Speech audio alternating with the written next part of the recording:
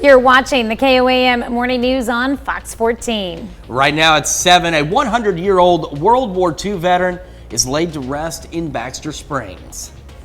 And an office in the Joplin City Hall is set to be remodeled to expand a team looking to address Joplin's declining neighborhoods. And it's a colder start for us today, and we're going to be fairly cloudy, but we at least have a little bit of mild weather left before we get cold again. We'll break it all down coming up.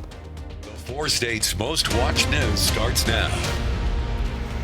Thanks for joining us for the KOAM Morning News on Fox 14. I'm Tanya Bach. Pittsburgh authorities arrest 2 women in connection with stealing tires. At approximately 4:14 a.m. Thursday morning, officers with the Pittsburgh Police Department were dispatched to a residence in the 1700 block of South Walnut for a burglary in progress.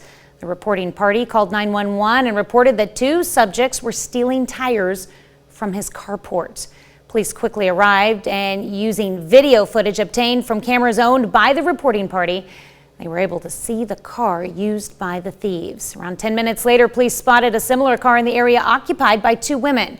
Now, this car was later determined to be the same one driving away from the scene. Officers identified the women as 43-year-old Carrie DeVore and 41-year-old Candace DeVore, and they were both placed under arrest without incident. Authorities in Vernon County, Missouri issue multiple charges against an El Dorado Springs man in connection with a home invasion. December 21st, deputies responded to a 911 call of a home intruder with a gun. Authorities say the suspect stole items from the home and left shortly before deputies arrived. A day later, authorities searched the home of 39-year-old Tommy Toothaker and found items taken from the victim's home and a firearm believed to have been used in the crime. Prosecutors have charged Toothaker with armed criminal action, first-degree robbery, first-degree burglary, and unlawful possession of a firearm and stealing. He is currently in the Vernon County Jail without bond. An office on the first floor of the Joplin City Hall will be remodeled to provide working space for an expanded team to address declining neighborhoods. In 2020, the Joplin City Council set a goal of stabilizing and cleaning up deteriorating neighborhoods as part of a strategic plan. The plan to remodel a space in the City Hall building is the start of that goal. So the citizens have asked for additional code enforcement and neighborhood improvements, and in order to do that, we of course need the staff capacity to run those initiatives and programs, and they've authorized to use the proposition use tax funds to bring those staff on. Of course, we need to house those staff in spaces, so we're going to remodel this area, the first floor, to locate those staff. City Council last week also advanced on first reading a construction services contract with Industrial Electric, allowing more than $78,000 for the remodeling work. On Thursday, family and friends laid to rest a World War II veteran. Clyde Bond served in the Army during World War II. Bond lived to be 100 years old. He passed away last Thursday. He was a fixture in Riverton, Kansas for over 70 years. He is survived by his 3 children and 12 grandchildren. For my grandpa, just he was a stereotypical grandpa. Always life lessons. Every time we were together, it was just life lessons. And where his words were few, the way that he lived his life spoke volumes. Later in the show, we'll hear from the children of Clyde Bond. A perk of the cold temperatures in Florida is manatees flocking to the shore, and the public, of course, is flocking to see them up close. Lloyd Sowers reports from Apollo Beach. With the kids off from school and maybe a house full of relatives for the holidays, a visit with the manatees may be just what you need. As the sea cows extended noses out of the water, thousands of eyes were on the water to see the sea cows. Reindeer are yesterday's news for a Santa from Cincinnati. It was -7, blowing snow for my kids, and we're down here, and it was frigid, in the 40s. Mark and Jenny Hoffman were part of the day after Christmas crowd at Tico's Manatee Viewing Center at the Big Bend Power Station in Apollo Beach. This is video from Skyfox on a previous visit when dozens of manatees leave colder water to congregate in the warm refuge here. The power plant uses water from Tampa Bay for cooling and then sends it back clean and warm, drawing all the manatees. So you like sea creatures, it sounds like. Yes. Well, I like all creatures. But they have a unique challenge in living in a world that's changing. But judging by the crowd, manatees have lost none of their star power, with the weather and the holiday creating the perfect storm. So now it's cold. We knew there would be a lot of manatees here. Dozens of manatees, but hundreds and hundreds of people. A manager said this day after Christmas was among the busiest ever at the viewing center, with more than 1,700 visitors by mid-afternoon. You could call it the 13th day of Christmas. Good to get out and see the manatees and just something different. All right, we are looking at a colder start for us today. We're only at 36 in Joplin. Feels like 32 with a north breeze at 5, but at least that breeze is not just howling out there this morning. Across the region, down 29 in Iola, 35 Pittsburgh, 39 in Miami, and 38 in Neosho as we start the day. So again, most of us are about 20 to 25 degrees colder than where we were 24 hours ago. I didn't want to show this. Let's move past this. All right, we're up to 51 for a high today. Mostly cloudy, but at least we got calm winds to deal with, so not bad whatsoever. And as we head into this evening, we're down to 41 degrees for our low under mostly cloudy skies. Let's take a look at that 7-day forecast, shall we? We got 60 tomorrow, down to 47 if you're celebrating New Year's Eve, staying up late. I'm not. 62 on Sunday, and we had 66 Monday, some thunderstorms, maybe a strong storm or two possible. Keep an eye on that for you, and then we cool down to normal. 53 Tuesday, 42 Wednesday, and 37 by Thursday. Well, up next, we take a look at upcoming video games in the upcoming year of 2023. And later, we took a brief sneak peek at the burial of a 100-year-old World War II veteran. So decided to send our very own Jalen Banks to learn more about this hero and his family. You're watching the KOAM Morning News on Fox 14. In Health Watch this morning, looking to hop on the New Year's goal train and make some healthier habits in 2023, Steve Nanez has 6 ways to make sure your goals don't get derailed.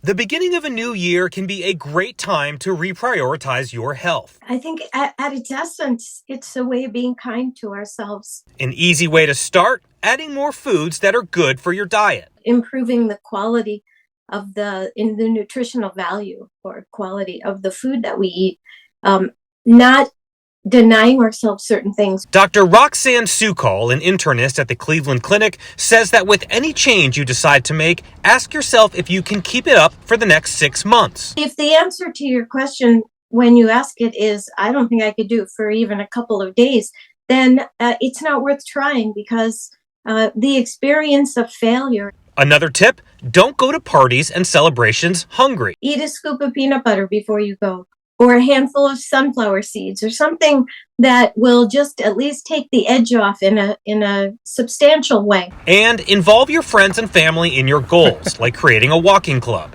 Involving your relationships in the things that you do can be very helpful for some people. Dr. Sukol says you also need to remember to give yourself some downtime and find something that nourishes your soul. But in the end, you don't have to start all of your goals January 1st. This is a hard time of year to set goals and keep to them. It might be easier in a few weeks when the excitement is past. That's a look at today's top health stories. Here's Chris with another look at your forecast. Yeah, Skywatch Storm Tracker is clear across our area. There's some showers out to our east, and they will stay there. We're going to stay dry. Right now, we're sitting at 36 in Joplin. Feels like 32 with that north breeze at 5. And we do have a colder start for us across the area today. If I can get this to go. There it goes. We're about 20 to 25 degrees colder today. 29 in Iola, 35 Chanute, 33 Parsons, 39 Miami, 38 Neosho, and we got 36 in Carthage. And as I mentioned, that puts us anywhere from 20 to 25 degrees colder than where we were yesterday morning. We do have some mild days on the way. We're going to take a look at your weekend forecast coming up. Video game players have a lot to look forward to in the new year. Rick Damigella brings us a look at new games coming in 2023. Will one of you finally give me what I desire? A A new adventure starring more than one friendly neighborhood Spider-Man is among the most anticipated new video games slated to release in the new year. 2023 has the potential to be, if not the best year for video games ever, in the top 3 or 5. It is going to be such a phenomenal year based on what we know so far. And there's going to be a lot of things coming that we haven't even heard about. But out of the stuff that I know that is coming up next year, the thing that I'm most excited for is Insomniac's Spider-Man 2, which is going to bring Miles Morales and Peter Parker back together again. We've come to the beginning of humanity's final journey. I'm also super excited to see how Bethesda delivers Starfield. This is a game that is coming from an acclaimed studio that's won lots and lots of accolades for its work in the past.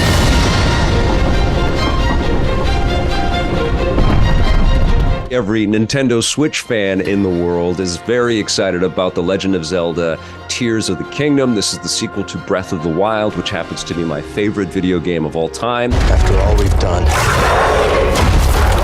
the Empire's only grown stronger. And another one that I cannot wait for is Star Wars Jedi Survivor. This is the sequel to Jedi Fallen Order, which was a very cool surprise when it came out a couple of years ago. A lot of acrobatics and Jedi powers, and of course, those sweet, sweet lightsaber duels. I cannot wait for Jedi Survivor. Leveling up in Hollywood, I'm Rick Damigella. Always a lot of new, different games out there. So here's what we've got. Weather-wise, MoDOT camera, I-44 and range line. A few more cars out there, but the roads are clear. We're looking good. No major gusty winds.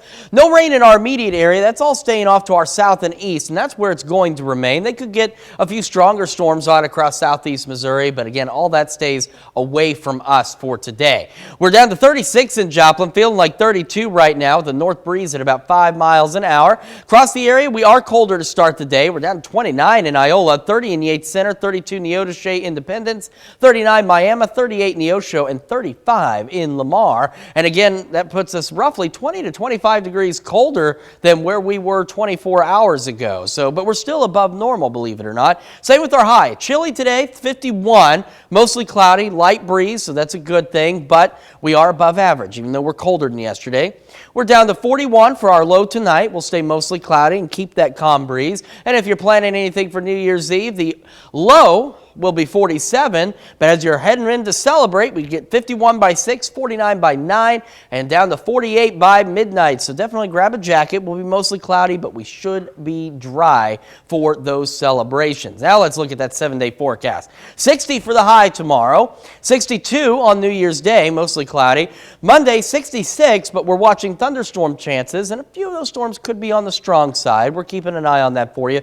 Right now, it seems like the main severe threat should be to our south and east, but we could get in on a couple of stronger storms. As I said, we'll keep an eye on that for you. After that, though, we get colder, but we're actually closer to normal. Down to 53 Tuesday, 42 Wednesday, maybe a shower or two, and then we're down to 37 by next Thursday, and our lows begin to drop as well, down to 24 next Wednesday night. We'll be right back with more after this. We take this time to honor today's four-state hero, Major Willie Jones from Independence, Kansas. This highly decorated veteran served in the Army from 1952 to 1972 and earned a number of awards, including a Commendation Medal with 2 Oak Leaf clusters, a Bronze Star, and a Presidential Unit Citation. To Major Willie Jones, we thank you, today's four-state hero. Well, family and friends laid to rest a World War II veteran in Baxter Springs. KOAM's Jalen Banks has more. Clyde Bond served in the Army during World War II, and he lived to be 100 years old and passed away just this past Thursday. For my grandpa, just he was a stereotypical grandpa. Always life lessons. Every time we were together, it was just life lessons. And where his words were few, the way that he lived his life spoke volumes. Bond's family says that the lessons he's left behind are countless. He taught me to be honest. He taught me to be hardworking. He taught me that family and faith were very important. Self-sufficiency, able to work things out as much as possible, but always I could go home if I needed help. Bond, a lifelong Riverton, Kansas native, was a proud Ram all the way up until his passing.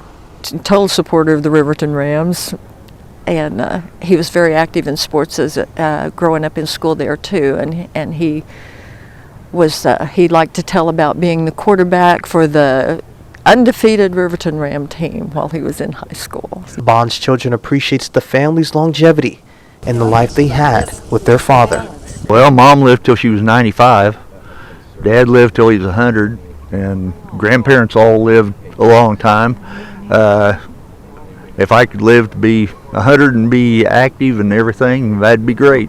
We just had a good life. It was a good life in Riverton. It was a good life with him and Mom, and you couldn't ask for anything better. Bond will be buried next to his wife, Esther, as his final resting place. In Baxter Springs, Kansas, Jalen Banks, KOAM News.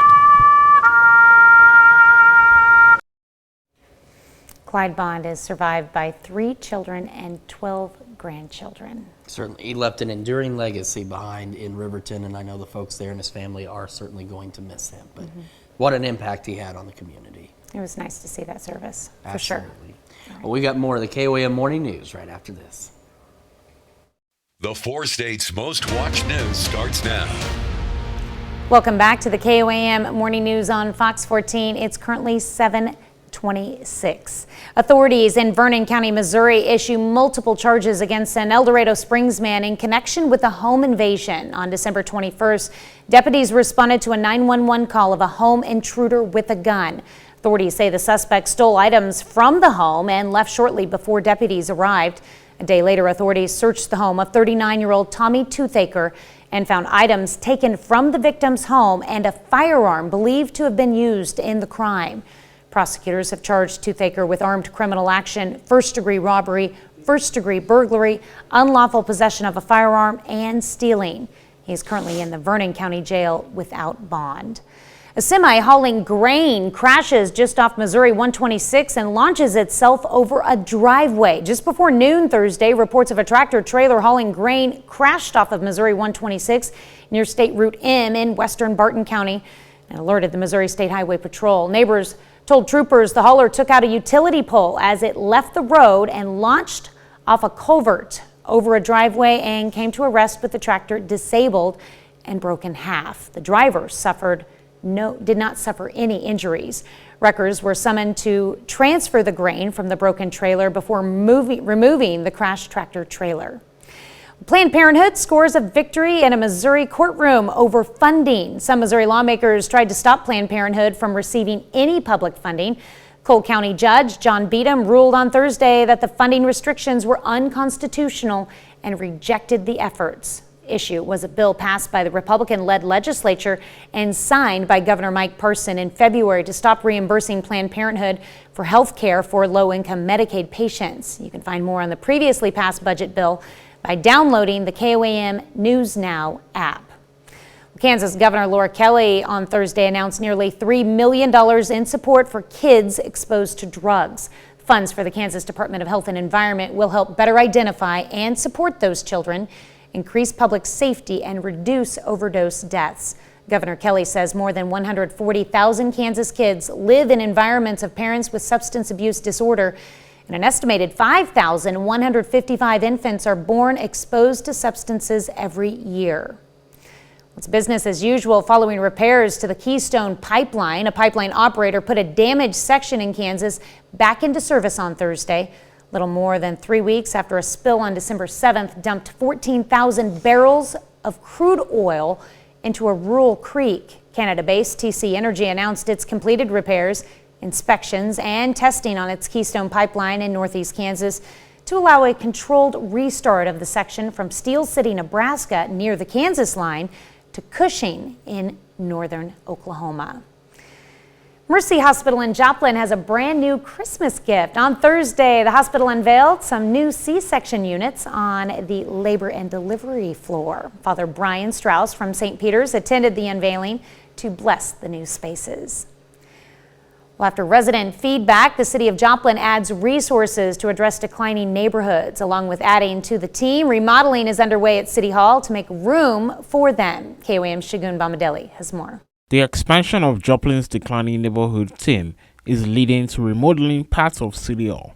In the coming year, and we need a place to house them, so we're going to be refurbishing this first floor space here that's underutilized. It was previously used for some disaster recovery personnel after the tornado, and we're going to house them here. City officials say growing the team is necessary. We had a series of public input sessions. We had our development operations study that was completed this year, which outlined additional improvements that the citizens would like to see around neighborhood improvement programming, the enforcement of code, better upkeep of buildings and neighborhoods in general. So we're going to bring on those additional staff. With every project the city embarks on, funding has to come from somewhere, either state grants, taxpayer dollars, or donations. Tony Robin explains how this project is being funded. So the citizens have asked for additional code enforcement and neighborhood improvements, and in order to do that, we of course need the staff capacity to run those initiatives and programs, and they've authorized to use the proposition use tax funds to bring those staff on. A local remodeling contractor says he is happy that the city is looking into improving neighborhoods and addressing abandoned buildings. Right, I mean, anywhere that, you know, they can go off and fix and upgrade and remodel and make the area around them, the neighborhood around that area look better, you know, I'm pretty sure everybody's happy with that. Reporting in Joplin, Shagun Bamdele, KOAM News. City Council last week also advanced on first reading a construction services contract with Industrial Electric, allowing more than $78,000 payment for the work. Well, this morning we're discussing AI at work. Researchers in Hong Kong have developed a new program called ADA that is designed to help designers design the clothing of the future. Now, they can just upload sketches of clothing along with samples of materials and various colors to ADA. And within seconds, the program uses image recognition technology to create dozens of potential looks. Creators say the tool is already helping them save time while exploring new possibilities. That brings us to our question for you. Are you for or against AI in the workforce? So far, 79% of you say you are against it. 21% of you say that you're for it. Make sure you vote through our website, through our app, and take part in the discussion on our Facebook page. Well, we've had a much colder start for us across the area today. MoDOT camera, I-44 and range line. Here's the good news. The roads are dry. They're clear. We're looking good. The wind isn't blowing at 60 miles an hour, so we're all right. We do have some shower activity off to our east, and that is where that's going to stay. They may see a few stronger storms across southeast Missouri and into north central Arkansas later today. We are going to be okay for right now. 7th and range line, we're at 36 degrees. This report comes from the airport, but I know it cannot be right because it is very clearly not clear outside. It's quite cloudy this morning. I'm not sure what's up with that. Feels like 32 though, with the north breeze at 5 miles an hour. Taking a look at temperatures across the area. Again, a cold start for us. 29 Iola, 33 Parsons, 38 Miami, Neosho, and 36 in Carthage, putting all of us roughly 20 to 25 degrees colder than where we were 24 hours ago, but we're still above normal. Even with a chillier day for us today, still above normal. 51 for our high. Will be mostly cloudy to just plain old cloudy as we go through the day. So a little dreary, but at least it's not too bad out there. As we take a look, we're 41 for our low tonight. We drop off slowly under those mostly cloudy skies. We'll take a look at that 7-day forecast heading into the holiday weekend. Up to 60 tomorrow, down to 47 for the overnight low if you're celebrating the new year. 62 on Sunday for New Year's Day. Not bad. Thunderstorm chances Monday. Now on Monday, we're watching this. Thunderstorms are pretty much a guarantee on Monday. But there's a possibility a couple of these storms could be on the stronger side. Now, it seems right now, it looks right now, as though the primary severe threat should remain to our southeast, but we could get in on a couple of stronger storms Monday, and we'll keep an eye on that for you. Outside of that, we get cold, but we're actually back to normal. Down to 53 Tuesday, 42 Wednesday, maybe a shower, and 37 by next Thursday. We're back with more after this. Welcome back. We've had quite a year this year, and our own Shannon Becker has been with us all the way. Yes, I have. Yeah, and right now it's time for you to take a look back at the big 3 stories of the year. So now we go beyond the big 3 on our website, KOAM News Now. If you click on there, you'll see the top 10. And then we got like some bonus stories too, and they're all in order. So it's about 20 you'll see in all. But let's take a look at the big 3 right now. Number 3 for the year. It was late October. I had a friend who was actually on the train, 160 people. Silver Dollar City train. It overturned, derailed. Out of the 7 cars, 5 of them derailed, and a lot of people were just thrown out into the dirt. If you can believe it, only one person, I think they had moderate injuries, you would call it. No one was seriously injured that had to require stay in the hospital. They are still not running the train as of now, but I'm sure that will come up in this next year. It's one of those rides that everybody's been on the train. You've been on the train, right? Yeah. And they have the story of the bald knobbers and the Yeah. moonshine Oh, yeah. stop and the train. I wonder if they got to the robbery part before I don't this know. happened. You know, maybe they were trying to get away from them bald knobbers. But Yeah. I remember as a kid going and being mortified. I couldn't imagine if the train actually derailed or something like that. But my friend, her and her husband, they were not injured in that. But we appreciate them for letting us use that footage. So that is our number 3 story of the year. All those links are on our website. Number 2 story. It's a story that we broke first. We started talking about it a couple of days in advance. Ashley Bush, 33-year-old pregnant woman from Maysville, Arkansas. I received a tip that something was up with this missing lady. And then someone had told me, look in McDonald County, because it was an ongoing investigation, but didn't know everything until the day it was announced that Ashley Bush had been murdered in McDonald County and the baby had been cut from her womb. Actually, if the story goes a little bit deeper, and we'll hear more about it as the trial and different things unfold, they took the baby from her and they tried to rush the baby who was not breathing to a hospital in Neosho. On the way, they met Freeman Ambulance and some McDonald County deputies, tried to revive the baby in Longview, Missouri. A baby did not survive. The coroner then took custody of the baby, took the body, and the next day, this is what a lot of people don't know, the Watermans actually had a funeral for the child, claiming it was theirs. Then the following day, they were arrested, and that was the day that we were there at the residence. The tragic story, you can read more on our website, KOAM News Now. And our number 1 story, I feel like there's a lot of tragedy today, right? 3 Joplin police officers were in an exchange of gunfire with a subject at the Buckle. 2 of them died. It was March 8th, and a story that still continued to this very day. I know I was there moments after it happened. I happened to be on Range Line, and we waited about 2 hours before we let anybody know about this, because it's one of those, I knew that they would be going to get the officers' wives and families, which they did, and I knew that they had done that. I know so, this was a particularly tough one for you to cover, because yeah. I mean, They were my friends. You've built such a Yeah, relationship yeah. with the police force too. And it's very, very tragic. The suspect died in an exchange of gunfire with Captain William Davis, who was not injured. Officer Rick Hershey has recovered. He actually helped the kids back to Christmas toys this year. There is another chapter right now. It was a couple of weeks ago. It was Quality Memorials have created a bench that will go where the shooting occurred there in front of Kohl's, in front of the Buckle. They've laid the G&H Concrete donated money and time. They laid the concrete pad while we were there. And then there's a bench.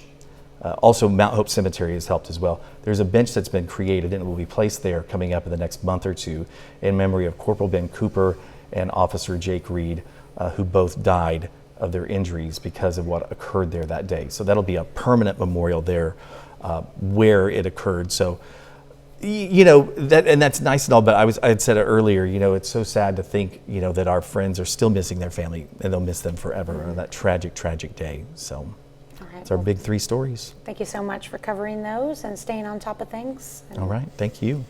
We'll send you out the door again. Off to 2023, here we go. There we go. All right, we'll be right back. Well, we've got a cloudy start to the day. We've also got a colder start to the day. You can see some clouds here at 7th and Range Line. Take a look at the MoDOT camera. The banner kind of covers it, but those are clouds up there, I promise. It's cloudy across the area, but the roads are dry and we're not dealing with a cross breeze of 60 miles an hour. We are dry across the 4 states. Today, all the rain activity staying off to our south and to our east. They may even get a few strong storms across southeast Missouri and north central Arkansas later today, but we will remain dry and a little bit cooler as well. We're 36 in Joplin, feels like 32. Like I said, I'm not sure about that. It's definitely not sunny out there. It is quite cloudy. North breeze is at 5. A cold start again for us today. We got 31 Iola, 33 in Parsons, 38 Miami, Neosho, and 36 in Carthage this morning, putting all of us roughly 25 degrees colder than where we were 24 hours ago. As for today, we're heading for a high of 51 degrees under mostly cloudy skies, but at least we got calm winds to go along with that, so that's pretty nice. And then tonight, We're down to 41, still, again, above average, but cooler than where we've been. We'll be mostly cloudy as we head into tonight. And if you're planning to celebrate the new year, we're heading for a low of 47. And on our way there, we'll be 51 by 6, 49 by 9. And by midnight, it's time to ring in that new year. We're at 48 degrees. We'll be mostly cloudy. You might need a jacket, but we should be dry otherwise. That is a look at your forecast. Now, here's Tanya Bach with Consumer Watch. Well, if your kids had any smart toys under the tree, you'll want to hear this. Privacy advocates are concerned those internet-connected toys allow companies to collect data on children. One study a few years ago found that by the time a child turns 13, more than 72 million data points have been collected on them. Anna Werner introduces us to one mother who missed the fine print. New York mom Katie Taramiji bought what she thought was a cool toy for her daughter Aubrey a couple Christmases ago, something called a fuzzable friend. You hit the button and it speaks in its own special language. Then you ask, "Hey Alexa, what did my fuzzable say?" And Alexa says like it wants to play with toys or something. It's the kind of fun a connected toy can make possible. But buried in the terms and conditions, which her mom says she never read, Creativity Inc., the company whose technology allowed the fuzzable to connect to Alexa, disclosed they collect anonymized information about their users and could generate transcripts of what children were saying.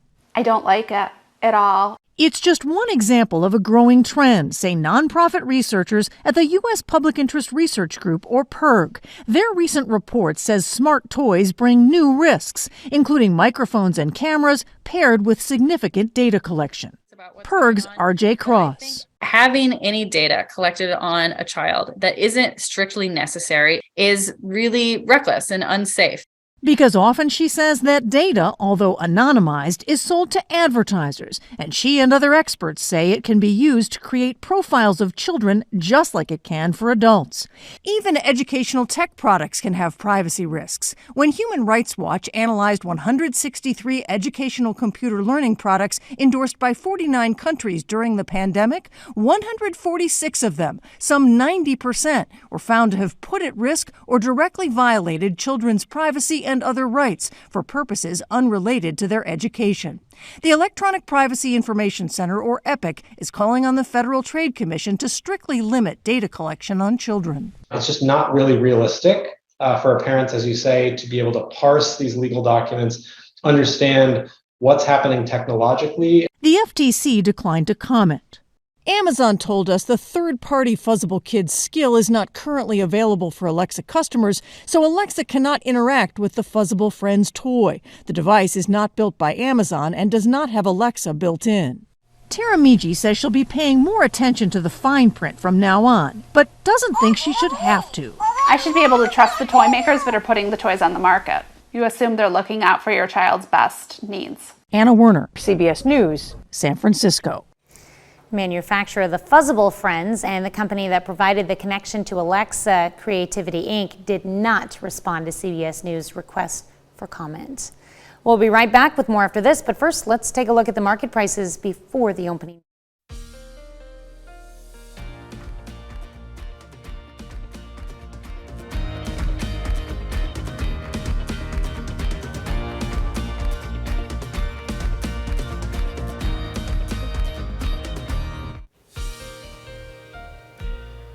All right, take a look at 7th and Range Line here. You can see where we are socked in with some cloud cover out there. That's going to kind of be our trend for today. We take a look at I-44 and Range Line. So here's the fun thing, is the roads are now finally clear. And you know what else is not happening? It's a little harder to see. We don't have a 60-mile-an-hour crosswind. We've got a pretty calm day for us. Even though it is a bit colder, it's fairly calm. Now, on the Skywatch Storm Tracker, we're clear here. All of the rain staying off to our south and east. And some of southeast Missouri back into north central Arkansas could see a few stronger storms later today. But again, this is going to stay away from us. for the time being. But we do have some storm chances on the horizon we'll talk about. All right, 36 in Joplin right now. As I've indicated, that sunny is clearly not right. It is quite cloudy outside. Feels like 32, north breeze at 5 miles an hour. Across the area, it is a cold one for us today compared to yesterday, but we're still a bit above average. We got 31 Iola, 37 Chitopa, 38 Miami, 34 Lamar, Nevada, and 36 as we start the day in Carthage, putting all of us upwards of about 25 degrees colder now than what we were 24 hours ago. Now for today, heading for a high 51 degrees. We'll be mostly cloudy through the day to just plain old cloudy in some instances like we are right now, but no crazy winds to talk about, and we're still above normal. 20 degrees colder than yesterday, but still above normal. Tonight, chilly, above normal, 41 for the low, mostly cloudy skies. Not bad. We wish it could be warmer, but that's just the way it is. Now for New Year's Eve, if you're celebrating, we're dropping back down to 47 for the low, and leading up to that, we're at 51 by 6, 49 by 9, and down to 48 by midnight, so you're going to want a jacket. But the good news is, even though it's going to be mostly cloudy, we're dry. So if you're celebrating the New Year, if you're staying up late, because this is like wake-up time almost for me. I will not be up. But if you're up, it's going to be a pretty decent night to celebrate the new year. So as we go through the weekend, we get a pretty mild weekend. We stay mostly cloudy, but we're a little bit milder this weekend. And then we're watching Monday, and that's when our first good chance of showers and thunderstorms kicks off. So this is 6 a.m. You can see activity to our south, but as the morning progresses, by 11, we start to see showers and thunderstorms overspread the area, and they'll hold on. This is by 4:30. You can see more widespread shower and thunderstorm activity. Now, some of these storms for us could be on the stronger side. We're keeping an eye on that. Right now, the bulk of the severe threat is to our southeast. But in all fairness, it does come pretty close to our area, which is why we could see some stronger storms Monday. And of course, as we get through Sunday and into Monday, we'll keep a close eye on this for you and let you know what happens. So you can see storms really get going later Monday night off to our south and east, where again, the bulk of the severe threat is expected to be. And we'll start to clear out late Monday night. We're up to 60 tomorrow, 62 for New Year's Day, 66 for Monday with those storm chances. And after that, though, we cool back down and we get cold, but we're actually a lot closer to normal than where we have been. 53 Tuesday, shower or two possible Wednesday, 42, 37 Thursday, 45 Friday, 46 next Saturday, again, maybe a stray shower, and then 42 next Sunday. So the thing is, though, as our highs return to normal, our lows are going to do the same thing. And that means we're going to start to drop back to, if not below, freezing as we head into the end of next week. We got a lot more of the KOAM Morning News right after this.